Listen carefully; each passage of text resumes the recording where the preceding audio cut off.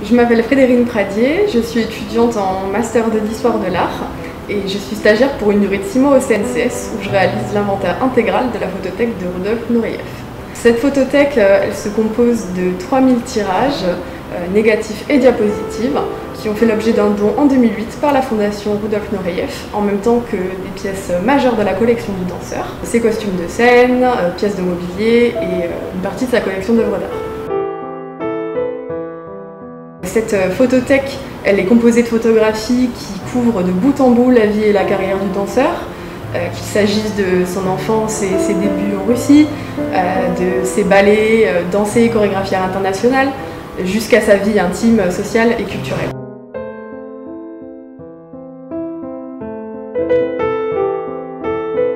L'ensemble des opérations d'inventaire se réalise dans les réserves du CNCS, où les conditions climatiques sont contrôlées afin d'assurer une conservation optimale. En premier lieu, c'est l'attribution d'un numéro qui va être associé à chaque tirage et ensuite à une notice que nous créons sur le logiciel de gestion des collections, et ça permet de centraliser les informations documentaires et techniques relatives à chaque photographie. Ce numéro, on l'inscrit au dos de chaque tirage, c'est ce qu'on appelle le marquage. Il doit se réaliser avec un matériel qui est adapté à l'objet. Pour les photographies, ce sera un crayon HB. Surtout pas de stylo car leur composition chimique nuirait à la conservation. Une fois qu'on a réalisé ce marquage, il faut conditionner l'objet. Donc les photographies, il faut les manipuler avec précaution, avec des gants pour éviter les empreintes. On les conditionne en pochettes plastiques en polyester.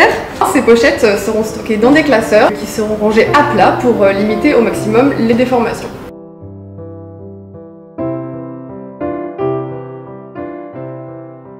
À ces opérations d'inventaire s'ajoute une campagne de numérisation intégrale.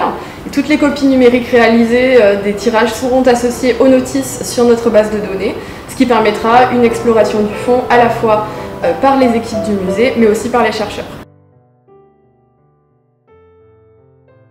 Donc, une partie de la photothèque est visible dans les espaces du musée, dans l'espace permanent dédié aux danseurs, à l'occasion de 2 rotations thématiques par an.